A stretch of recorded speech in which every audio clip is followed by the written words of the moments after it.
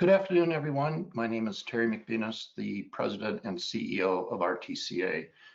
Greetings from our nation's capital and welcome to all of you to what is now our 7th in a series of our webinars, Aviation Technology Connect. This is our first webinar for 2021, so Happy New Year. And we are now building upon the series of webinars that we started last year. We're pleased to have created this series via this platform to hear from a variety of aviation industry leaders on a broad spectrum of topics that we hope will educate you, further inspire you in your profession, and perhaps even evolve your thinking as to where the industry is today and where it's going in the future. Last year, our webinar series was very successful, exceeding all of our expectations here at RTCA. We've attracted an international audience of upwards of 400 people tuning in each month, not only from here in the United States, but also from Canada, countries across Europe, Middle East, Africa, South America, Australia, and New Zealand. We've heard from government leaders such as the from the FAA and NTSB, and some others from our aviation industry. And we believe today's webinar is going to be equally exciting and informative. These previous webinars were recorded, as is this one. So if you want to go back and listen to any of our previous webinars, you can find those recordings on the RTCA YouTube channel. We've been holding these webinars on the third Wednesday of each month. This month we moved it back one day, given all the activities here in DC over the inauguration. But like today, each of these webinars focuses on one particular topic. And then we follow it up with a tech talk where you'll gain some insights from aviation leaders that I'm confident will be inspirational, strategic, or thought-provoking, with the primary goal of them giving you, the audience, the gift of their knowledge. Now, I know many of you watching today are familiar with RTCA, but I know we have some first-time visitors with us. So I want to take just a couple of minutes to familiarize all of you with who we are. RTCA is an aviation-centered standards development organization whose mission is to inspire the creation and the implementation of integrated performance standards that meet the changing global aviation environment and further ensure the safety, security, and the overall health of the aviation ecosystem. We provide industry leadership, and through collaborative partnerships with the brightest technical, operational, and regulatory experts, we serve traditional aviation participants while also working to ensure stakeholder success by adapting to the market needs of new entrants that are changing the demands of the overall aviation landscape. On the screen, you can see a list of some of the standards and documents that were just approved in the fourth quarter of last year in 2020. They include new standards for airborne collision avoidance systems, ADS-B, data link, GNSS inertial systems, and in response to the COVID-19 pandemic, guidance on aircraft cleaning and disinfection. Now, in addition to developing standards, we also provide training to government and industry personnel on the application of those standards in developing the basis for both certification and testing. Again, on the screen, you can see a listing of some of those upcoming training programs and classes that we have coming up. The first one for 2021 will be held next week on the topic of Airworthiness security certification. So if you're interested or have any questions about our training, our standards development work, are interested in becoming part of the RTCA family of members so that you can have a voice in developing standards, you can contact us directly through our website at www.rtca.org, or you can also get a hold of us via telephone, and that phone number is on our website as well. So let's get started. I'm excited to introduce to the RTC audience our featured speaker for today, Nancy Graham, the founder of Graham Aerospace International. Nancy has had a tremendous career in our industry, having served with the FAA as an executive in Washington, DC, Europe, Africa, the Middle East, and Asia, and then serving for 8 years as the director of the Air Navigation Bureau at ICAO. And I remember reading somewhere that prior to her time at the FAA, she was the first female torpedo mechanic, and I bet she has some stories there. Aviation has been in her blood since childhood when she helped her father and her brother build a kit aircraft. Now today, Nancy works to assist new entrants in aviation and aerospace and in better understanding the needs of the aviation community from both a safety and a regulatory perspective. Now on this platform, you're going to be able to submit some questions to Nancy today. And to do so, you can just click on the comment question mark icon. And we'll be sure to share those questions with her after her opening presentation. We'll have a little chat, and then I'll invite Andrea Berry from my team to read some of those questions, at least as many as we can, so we can get those questions addressed. But for now, I'm going to turn the stage over to Nancy. Welcome. Good afternoon, everybody, and thank you, Terry, very much for the invitation. It's a pleasure to virtually talk to you over this webinar. So, as Terry said, I do consult with a number of companies in the emerging sector, but I want to tell you today these are views of my own. The work is of the sector itself, but these, with the exception of the next quote, are views that are my own. Next slide, please.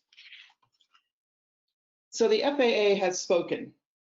The FAA does not intend to provide traditional separation services in what's called Upper E in the US once these vehicles have reached altitude. That is a policy decision that has been made by the FAA and further codified in the concept of operations I'll talk about in a minute. So again, everything else from this point on other than that quote are my own views. Next slide, please.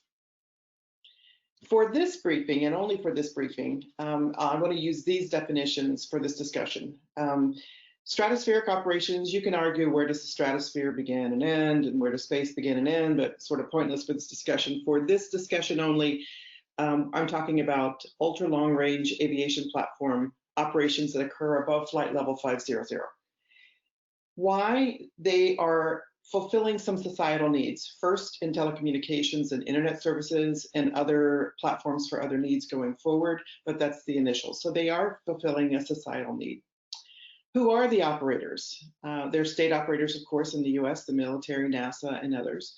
And then there are a variety, and I do mean variety, of commercial operators, from unmanned free balloons to fixed wing high altitude platform systems, dirigibles, airships, and I say anything in between because there are a variety of different craft vehicles, if you want to call them that, that are at any point either entering or exiting the market.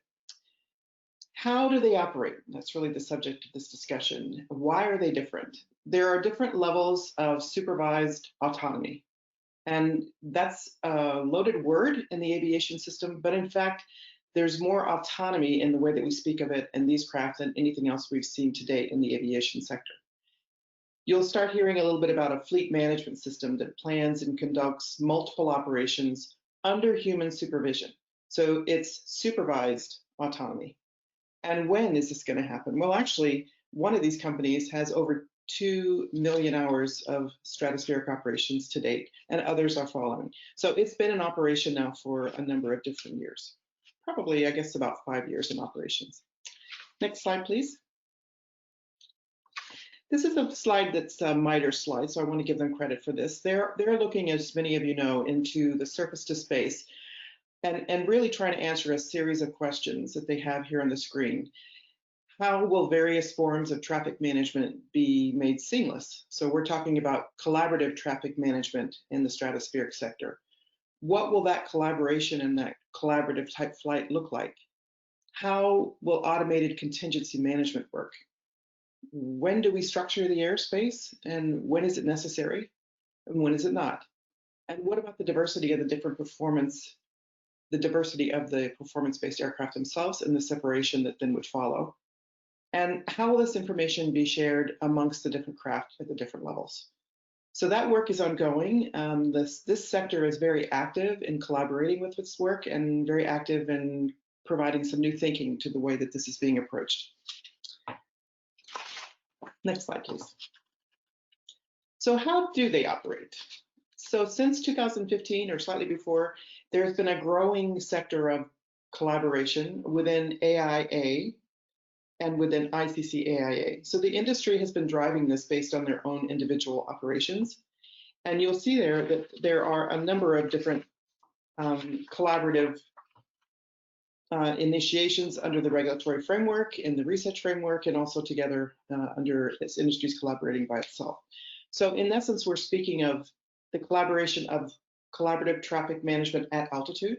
These craft fly pretty much the same as everything else based on its performance capability to get to a specific altitude or an altitude for permission to fly at that long range for a long period of time. And in the regulatory sphere, the FAA, I have to say, has been phenomenal at collaborating with the industry and trying to understand their needs and work together on what that might look like to advance aviation, along with the military, various forms of the military. Europe is collaborating as well. They're a little further behind, but very much active. And ICAO has been a big part of the overall look at how these operations occur globally. And then I want to give a shout out to Air Services Australia and the Australian government. A lot of these operations occur and have sort of working laboratories in Australia as well, and they've been terrific. NASA is doing collaborative work on behalf of the FAA for what this airspace looks like for the future and validating the concept of operations that the FAA has put out. Talk about that in a minute. And as I mentioned, MITRE's doing the ongoing work with Surface to Space and others, and CNES in France also is very active in this sector. There are roughly 15 US companies, they're not all listed here, that are very active in this sector, and about the same in terms of European companies, and a couple that are active in China. Next slide, please. So how do they operate? Essentially, as I said before, they follow the rules and the structure of the airspace until they get to altitude. So if it's a balloon, it launches and takes its pathway based on the winds. If it's a fixed wing, it launches and again takes its pathway to its ultimate flight level. But these craft don't specifically station keep.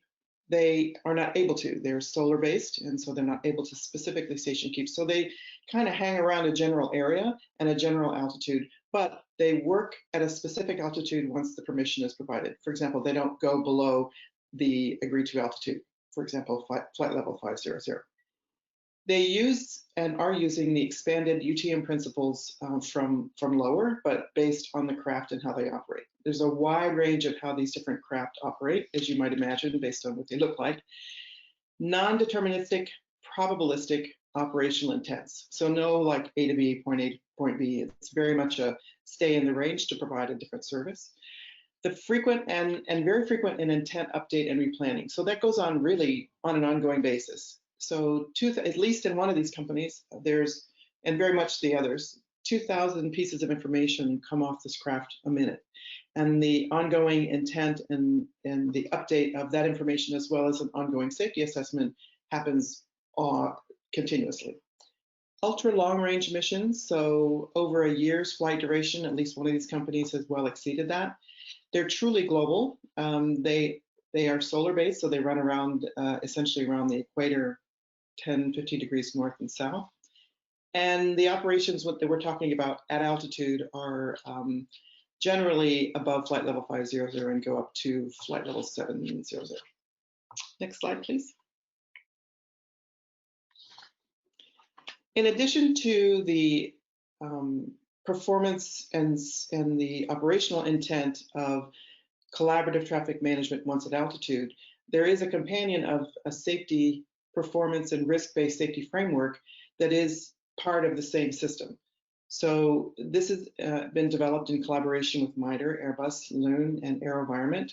There are a number of papers that have been drafted on this, and you'll start seeing, I think, some of those in print shortly. But essentially, it is a risk-based safety system that takes on board not just the first and second party risk that traditional aviation looks at and reviews, but also third party risks. So as these are on station or in the air and flying for extended periods of time, that also represents a potential threat to those persons on the ground. And so that's a third party risk that's also taken on board. So this safety framework that's been put in place is much more rigorous and much more focused on these particular operations. Okay, next slide, please. So again, I want to give a shout out to the FAA here. You can just go ahead and click it all through. The FAA put out a concept of operations for collaborative traffic management in what's called Upper E in the US in May of 2020.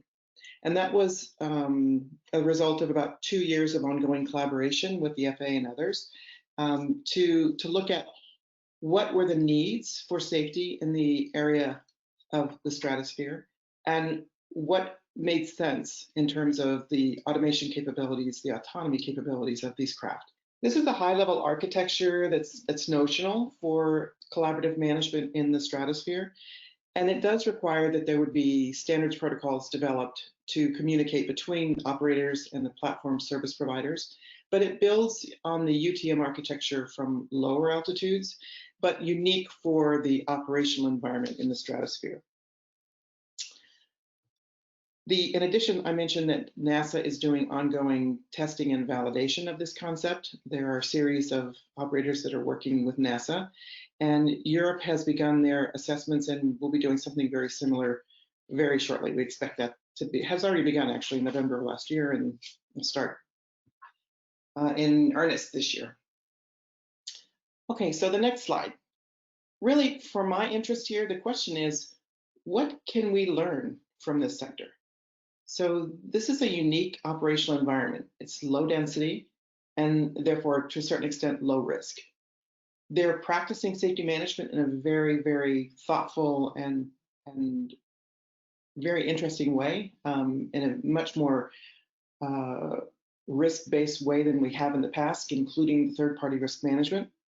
As I mentioned, there are millions of hours of operation, at least from one of these manufacturers. And the craft are extraordinarily highly automated. So it's a very expensive sector to get into. So you have a tremendous amount of autonomy in these aircraft.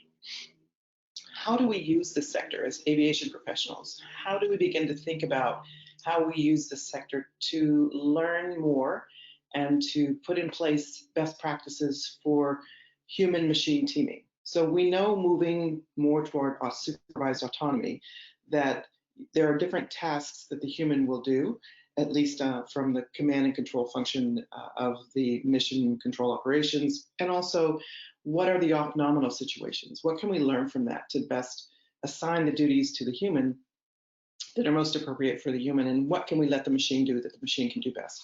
For example, these craft are very much subject to the environment, so they have ongoing, as I mentioned, 2,000 pieces of information a minute coming off these aircraft. When you think about that, there's no way that a human could take that kind of information and make the kind of decisions, even if the machines could go turn left, turn right. It just doesn't work in this sector. So what can we learn by the way that we work with the sector to come up with the best practices for human machine teaming? And then how do we use this sector to begin to think about trusting supervised autonomy? How do we begin to demonstrate for ourselves and for the public that we have confidence in this level of autonomy? You do it in a low density, low risk sector, and you promulgate that as you see the risk is appropriate. So I think the subject for me today and why I'm interested in this field, apart from the fact that there's an incredible amount of very talented people that are working in this field, is what can we as an aviation sector learn from this area that we can begin to port and use in greater aviation autonomy over time? So that's the question on the table today. And again, that's my thinking. I would like to answer any questions that you have based on what I can share. And we can start to look at how we can begin to learn from this sector and share that information at a global level. So back over to you, Terry, for some questions. Sure, thanks, Nancy. Very, very intriguing, and certainly I can see lots of challenges in trying to integrate everything from balloons with folks operating supersonically, and some of the other transitions even to higher airspace with commercial space activities going on. So trying to get that all integrated together and is certainly going to offer some challenges, I think, to both the traditional, I would say the traditional aviation community, but certainly on the folks that are developing these platforms. Just to kind of start things up and maybe just a little bit on the basic side, you mentioned some of the societal needs that some of these platforms are addressing. Could you talk a little bit more about some examples of what they're looking at doing? So at least 40% of the world today doesn't have the same telecommunications and internet services that we enjoy in the more developed areas. And so what the initial stages of this sector can provide are essentially floating cell towers.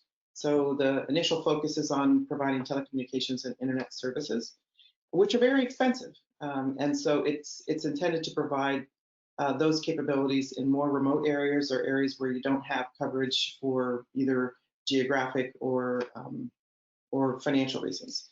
And it's an active sector in that regard. So I think you can expect to see turbulence in this market as it's early and emerging, just like we see in other areas of early research.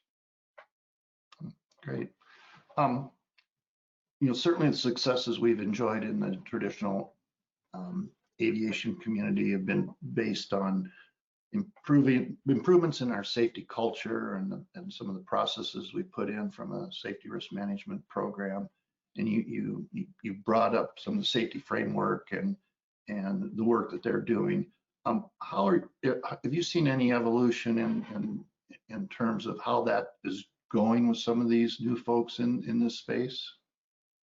For sure. One of the things that I see that is pretty unique in the way that they do their business is, as an operator, they have capabilities to do simulations hundreds of thousands of times before they actually initiate the operation. And they feed that information back from the existing flights that are ongoing back into those models. So they've got a tremendous amount of computing capability for the projections. So their data is very good and very rich.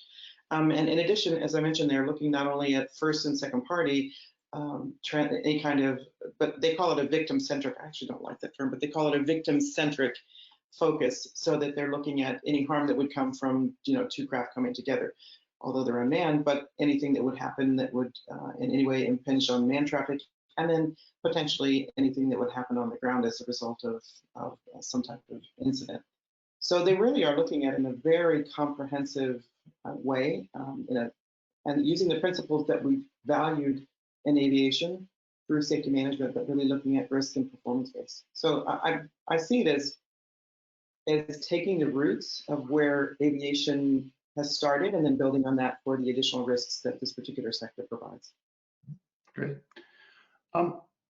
You mentioned the new policy from the FAA in terms of how they were going to be dealing or not dealing with those operations above flight level 500. I know we have some folks on from the FAA and EASA and Eurocontrol. Who's going to be actually then developing the flight rules for these platforms? My hope and my belief is that it'll be done together in cooperation. So really, you can only imagine unless you can actually, we're people that need to see things in order to make policy, in order to make procedures. So my hope is that we'll do it in collaboration. That's been the case so far, and the mechanisms that have been put in place by the FAA and also by Europe under this project called ECHO are enabling this ongoing collaboration. So the belief is that we know that these are the most advanced craft that we have today, that have the most possibility in terms of using autonomy. The question is, how far do we go? How much can we prove? How can we validate that? And I think we do that through a little bit of operation, validation, shared transparent information, more validation, and moderation in terms of the way that we make changes. Then we offer that to ICAO as a community for ICAO to begin to look at best practices in a manual, for example, not a standard, but initially a manual that we can provide to those other countries that don't have that necessary systems engineering capability. And that we would offer that to ICAO to then review and endorse. Over time, there will need to be standards for, as I mentioned, in the communications arena, that can be done through standards organizations that then can be provided to ICAO for adoption. Great. And speaking of ICAO, and I know you're familiar with them, what kind of involvement have they had to date on this stuff? Because we're really looking at it's an international operation, right? So involving international airspace. So have they been partnering as well with helping developing any SARPs on this, or what's been going on? Well, we don't need SARPs yet. So what ICAO has done that has been successful is we all know that they are challenged from a financial point of view and from a resources point of view. So their focus has been mostly up to this point on RPAS, on great big metal that is flying very high. This is a different thing. These are unmanned, but they're intended to be long endurance, right? So we use the term high altitude platform systems. You'll begin to see those terms mentioned. So the challenge there is that there isn't a mechanism for that within ICAO because it's really a systems engineering across a variety of different things. So ICAO wisely set up something called Drone Enable, which initially focused on the lower altitudes, but it gave a platform for ICAO to then provide best practices as we knew and as things were growing and changing in the lower arena. On the second year of that, they added a whole segment on the high altitude platforms, and that has been a growing and emerging opportunity to share what's happening in the sector through ICAO, through that event, and so I give them a lot of props for that. There is no panel, there's no focus that's necessary at this juncture for that activity at this juncture, but ICAO has invited the industry to work collaboratively on a manual that would then provide the best information as we know it that could be shared with the community overall. Eventually, as we begin to see density, higher density in the sector, there may need to be an annex modification, but I don't see that for a number of years coming forward. So it doesn't appear that we need either standards for this density at this juncture or changes to the annexes for this density to do the operations that we are expecting until we learn more. So I think it's a learn as we go and then document as we can with best practices. Great. Which is different for ICAO. It's normally the other way around, lots of standards and push them down. This is more about the industry's driving this. This isn't being driven by the states. Which is great. I mean, because ultimately it's the industry that has to implement, operationally everything. So they have to, certainly be partnering with the regulator and so on. But that collaboration between the different platform manufacturers, I think, is going to be very important, it seemed to me. Which brings me kind of to a question: if it's going to take the sharing of data between different operators, what kind of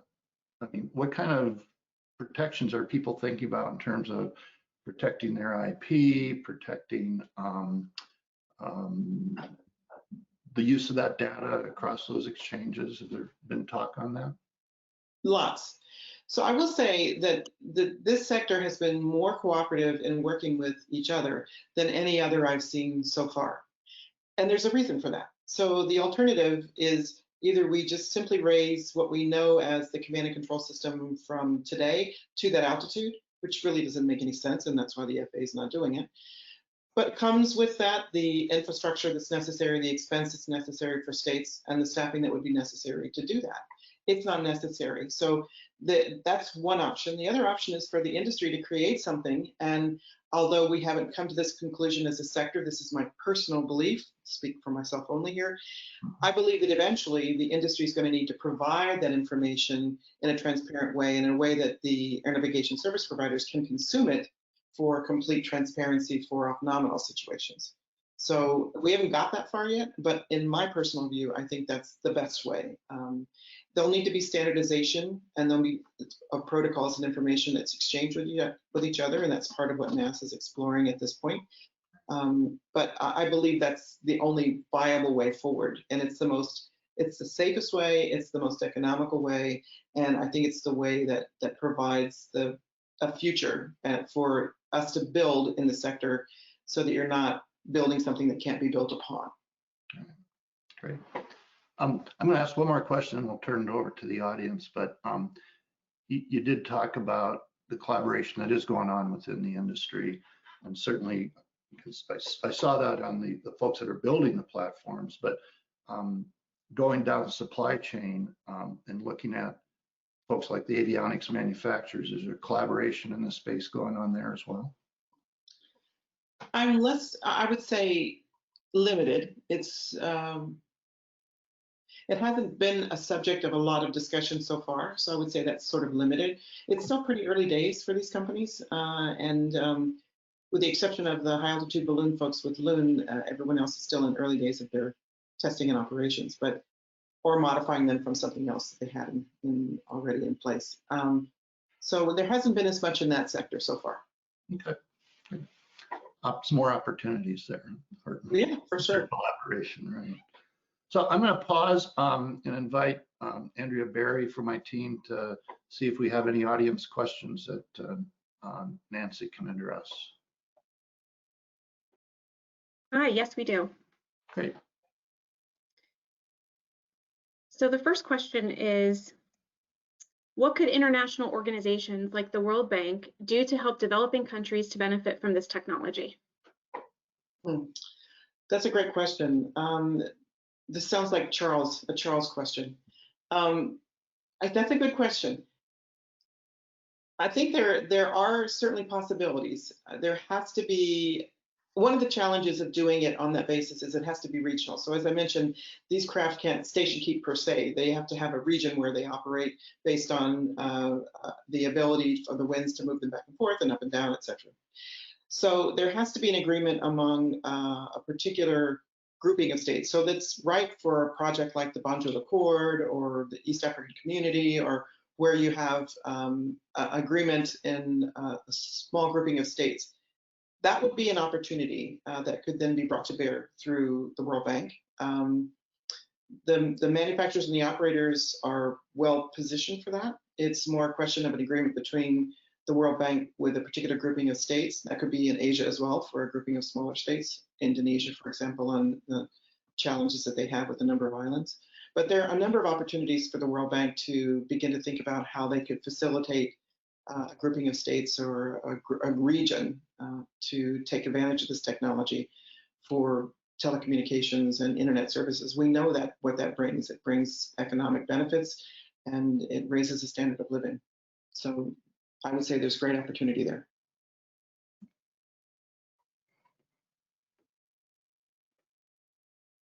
Okay, we have another question, and it's a three-part question. Oh boy. Okay, what is the state of art for wind and weather prediction tools above flight level 500? How are these wind weather prediction tools used today in planning and managing the long endurance operations? And is this one area where supervised autonomy can help? So I would say that this is an area, I can speak now to a specific company that I can talk to because I work specifically with them on this issue, but the state of the art of the wind capability, the information that they have gathered over 2 million hours of flight in the stratosphere is phenomenal. And they use that information, as I mentioned, in feeding back into their scenarios and their simulations such that these craft, once they're at altitude, essentially navigate themselves through autonomy to where they need to go, be, and stay, essentially in a particular area. So the capabilities that they've developed over time with wind and weather is phenomenal. I would think that over time that could be provided to other parts of the community beyond aviation where we need to use that information for other purposes, weather prediction, all kinds of other things. So I would say the state of the art is very well advanced, at least in terms of how it applies to this sector. I think it's, though, early in its days of how it might be able to be mined for other purposes, if that makes sense. Okay, we'll go to another question. Secure information, it's regarding secure information sharing and supply chain collaboration. Is the industry considering blockchain technology as a foundational? Yes, that's all. That's machine learning, artificial intelligence, blockchain. Those are all things that are all used as a part of the overall thinking of how this sector operates efficiently and how they communicate with one another, what information needs to be shared in order to understand the performance envelope of a particular craft. They're very different. Their performance envelopes are very different. And then based on that, what kind of separation needs to be allowed for to ensure ongoing safe operations. That's all factored into the overall thinking about this collaborative traffic management and how we enable the computers to understand all that information and safely guide this ongoing ballet of these craft while they're at, flight level 500 to flight level 700 for a year at a time. And kind of on that topic of artificial intelligence and machine learning, I mean, we've heard from some other leaders during our webinar series said we're not even close to really being able to implement that into a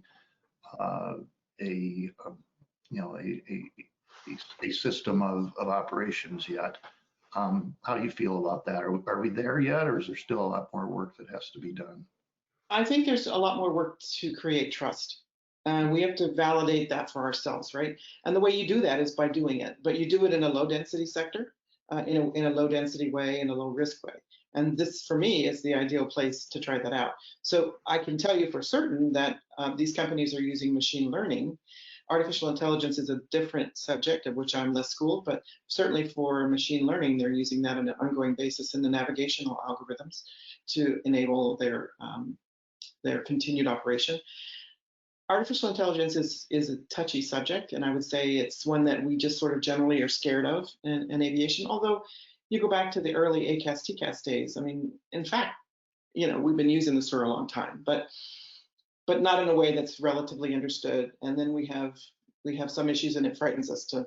So I think for me, I think the safest way to introduce this is in a low density, low risk sector, so that we all begin to understand it, can observe it, trust the data, trust the information, because that needs to be completely transparent for us to learn and for us to have confidence.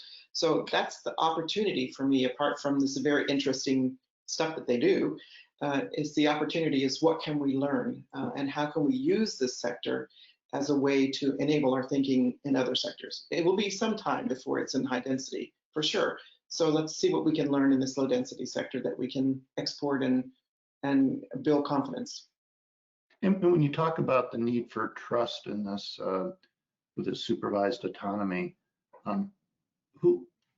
with whom does that trust have to be formed? So if you listen to Bill Voss, my friend Bill Voss, he'll talk to you about the trust framework, that the whole aviation system is based on an entire trust framework. And that's between operators, between regulators and the operators, between air traffic controllers and those that they provide services to. It's the whole system that enables, and what enables that up to this point has largely been transparency. So that's fundamentally the practice upon which we have to continue to build. And then over time, we become more comfortable with making data assessments. In the early days, it was, pretty much kind of close enough. But over time, as we become more data rich, we can make more decisions based on data. And as over time, the more we can see how these machines operate and absorb that data and draw conclusions from that, the more we learn and the more we can apply that. So I think it's just a continued extension. It's just that we have such a rich opportunity right now, because this is a low density area, to learn. How we port that learning, to me, isn't as clear. We're also learning a lot from the low altitude sectors. It's just that their durations are very short. So there's less, I think, to transport. But in this sector, I think there's a lot we can export. Great. Andrea, any more? Yes, someone has asked, does continuing airworthiness have any meaning for this sector?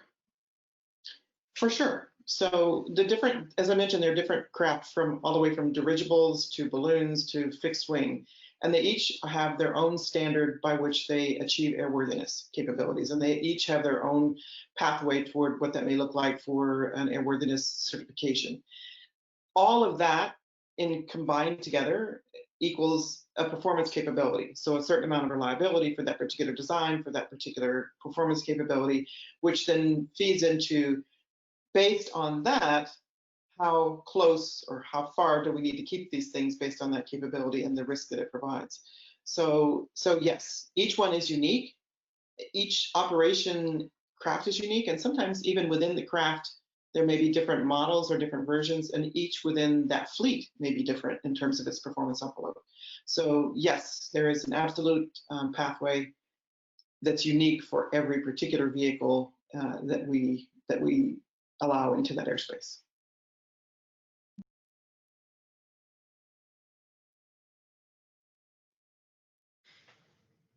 We also had a question about NASA. What do you believe will likely change most in the NASA ConOps?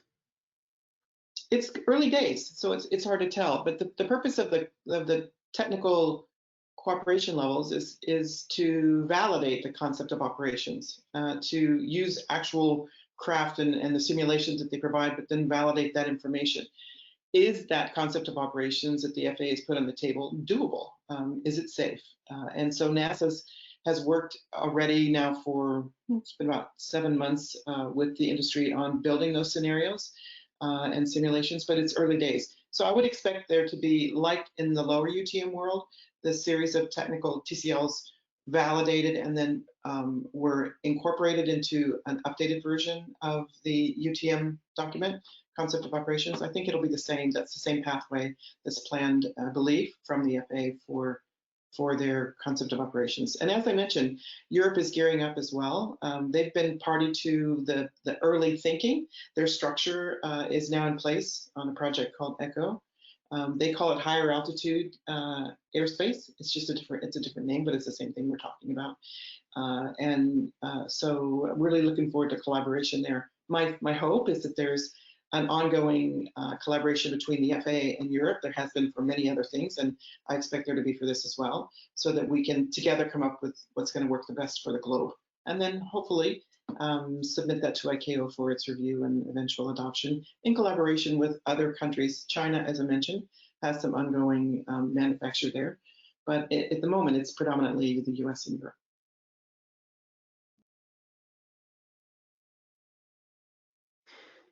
We did have one question about V2V communications. Any use of V2V communications either for exploitation or deconfliction purposes?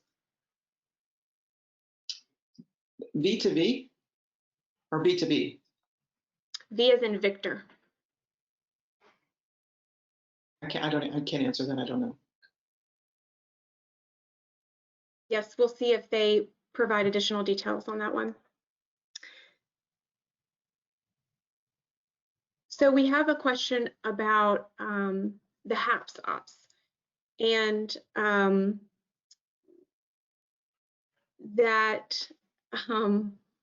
how do you see the airspace integration proceeding for the human occupied supersonic aircraft?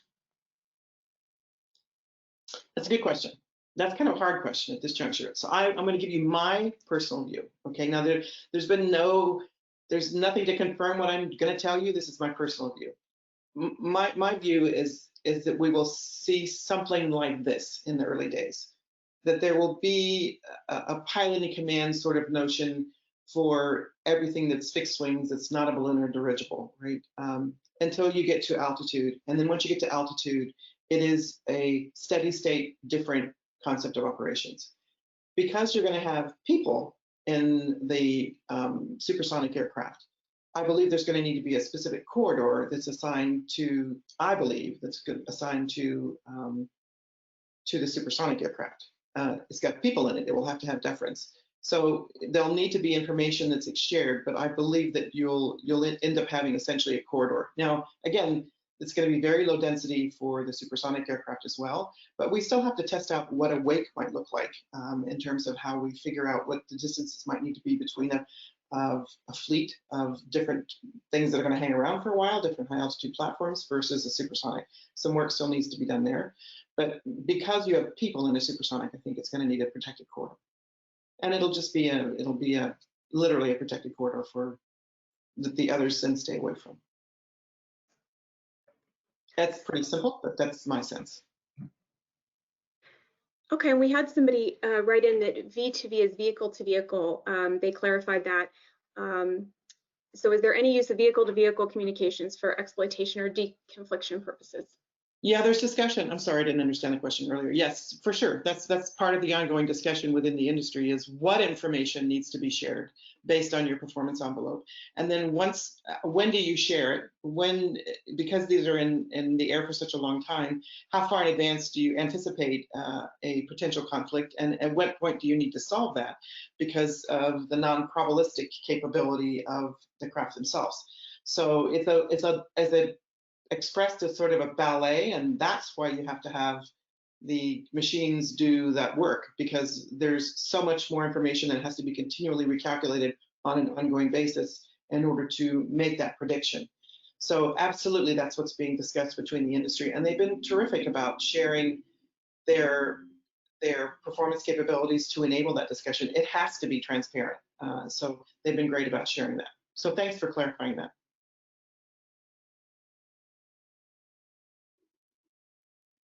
Let's take one more, Andrea, and then I've got a couple just to kind of wind things up.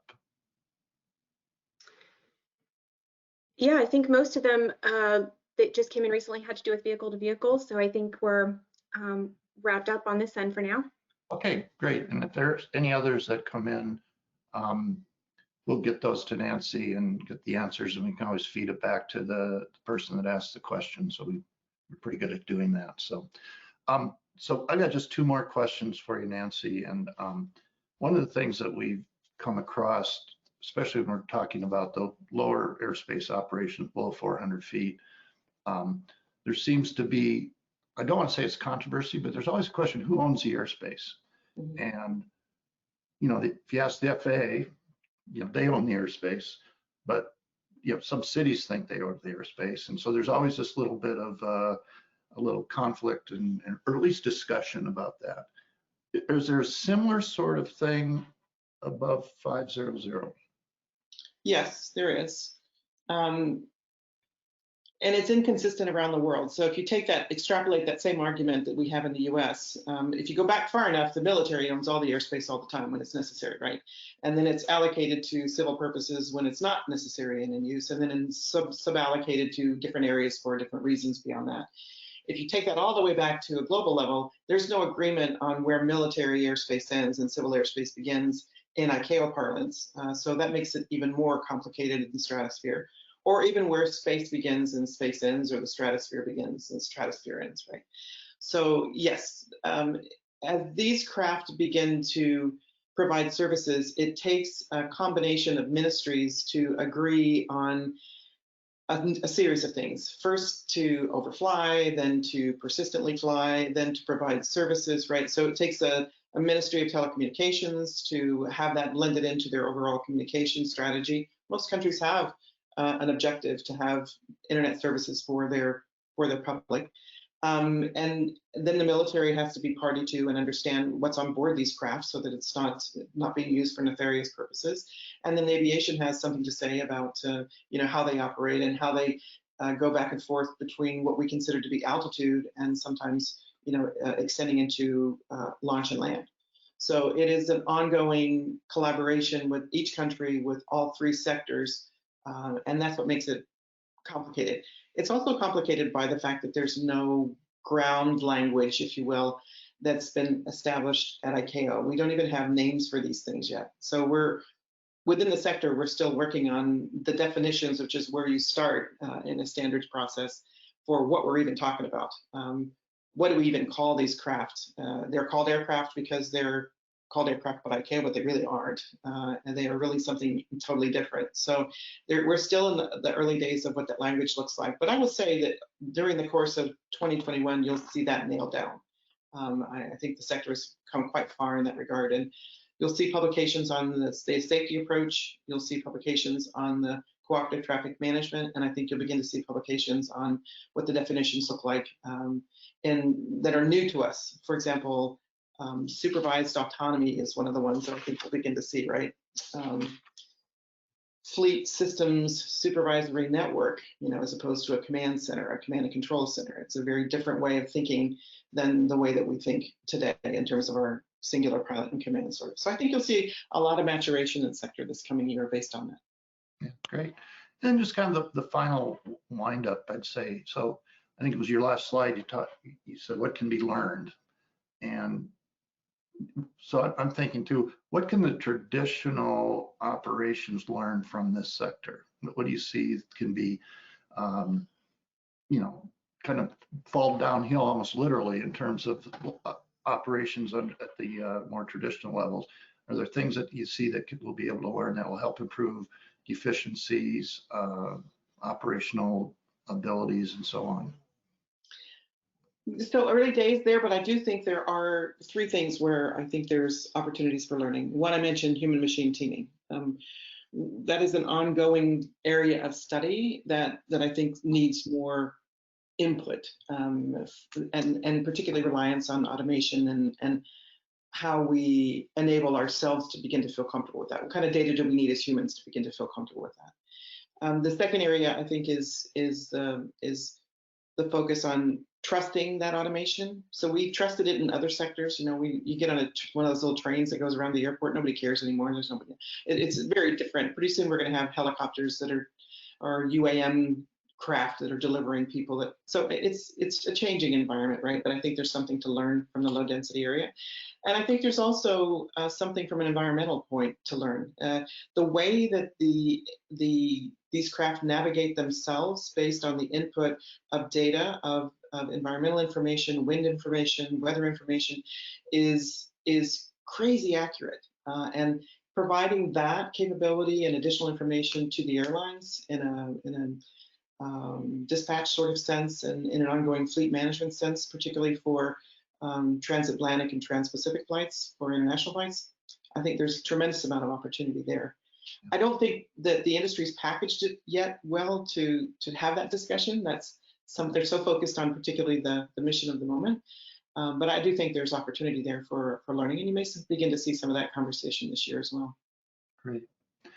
Nancy, thank you so very much. This was just so, I could talk with you about this topic for hours on end, and it's just another example of what a great, exciting time this is to be in aviation. Again, probably some of the most exciting times of my lifetime, and it's just marvelous to see some of these things that are going on right now. So thank you for sharing your perspectives and the things you're working on. It was really, really interesting. So again, thanks. Thank you. It's a privilege to work with these incredibly smart people in the sector that are bringing a fresh new look at things, and they challenge my way of thinking every day. So I learn something new every day in working with them. So thank you for inviting me.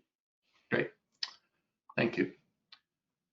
Well, to wind up our webinar today, I'm pleased to introduce Mr. Stephen Timm, who's the president of Collins Aerospace. Steve not only runs one of the largest aviation and defense technology firms, but he's also a pilot. He's an instrument-rated pilot, and he owns his own airplane.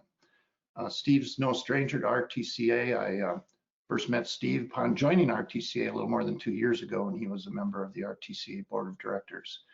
Since then, I've formed a great partnership with him. Consider him an important mentor and a friend.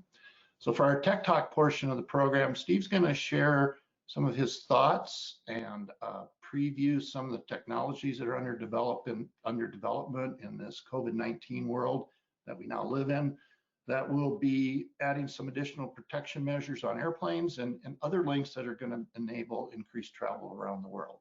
So let's go to Steve.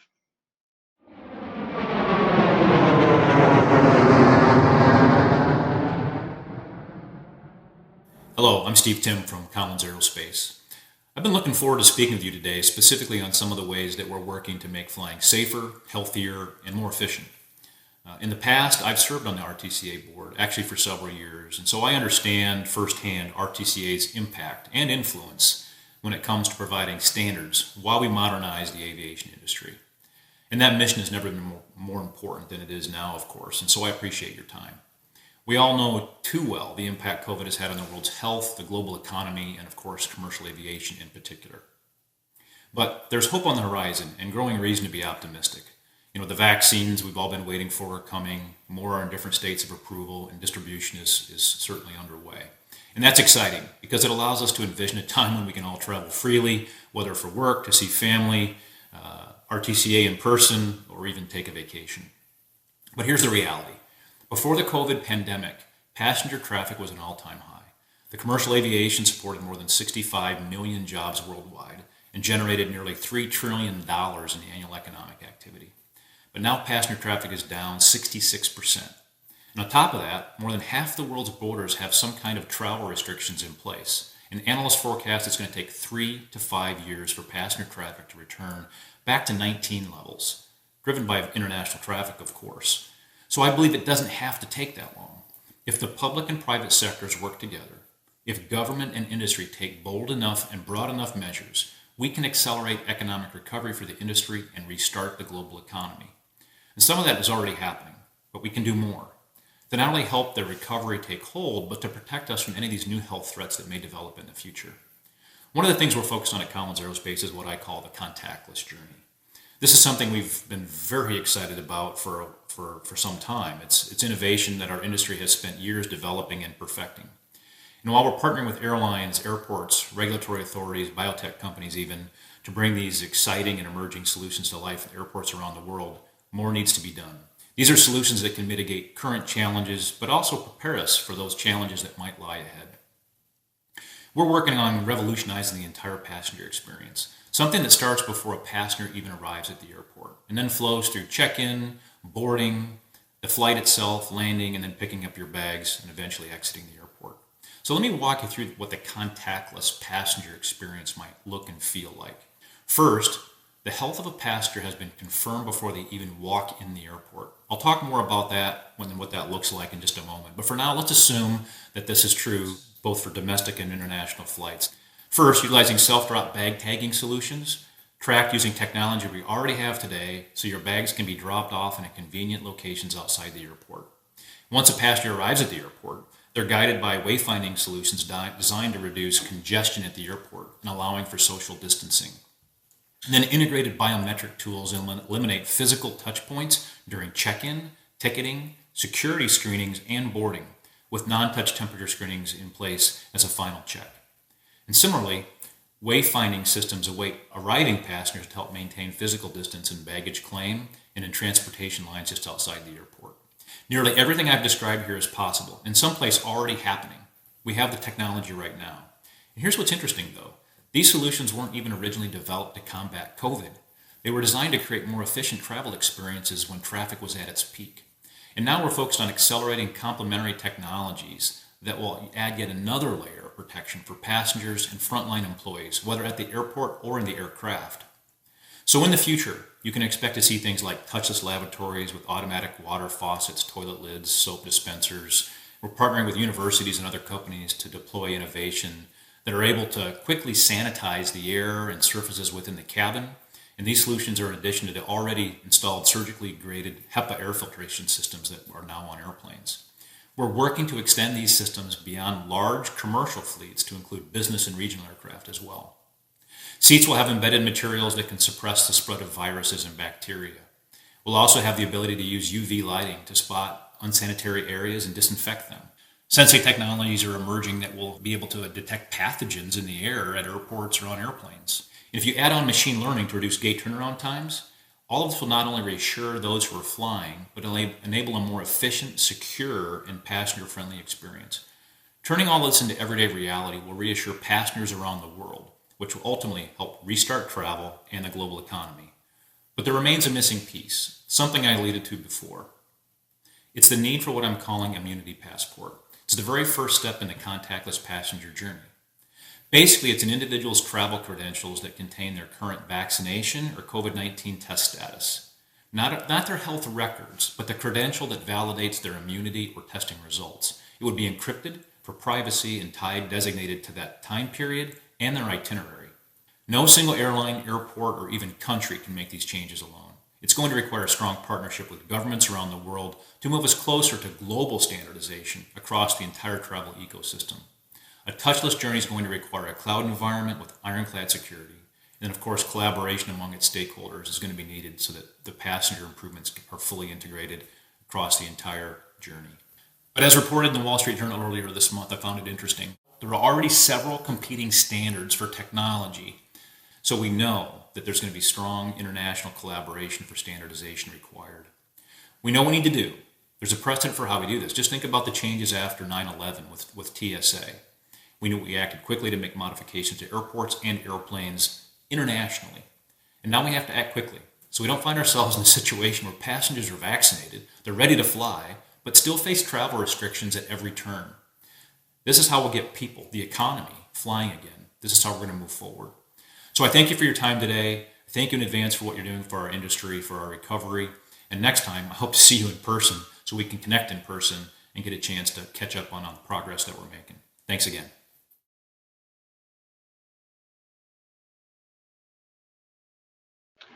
Well, thank you, Steve. Well, this concludes today's webinar. My sincere appreciation to Nancy Graham and to Steve Timm for your valuable participation this afternoon. For the audience, thank you for joining us today. I hope you found today's presentations educational, inspiring, and evolving. Again, these webinars are being recorded, so if you want to review anything presented today, or you want to review some of our past webinars, you can do so by going to the RTCA YouTube channel. I hope you'll all be able to join us for our next webinar, which is going to be held on Wednesday, February 17th, again at 1 o'clock Eastern Time. For this webinar, we're going to be bringing in some of our colleagues from other standards development organizations to discuss how we are developing together standards for the new entrants to the National Airspace System. The panel is going to be led by Dee Reimhold, the Deputy Director of Policy and Innovation from the FAA. So I hope you'll all be able to join us. Thank you again for being with us, and have a great day.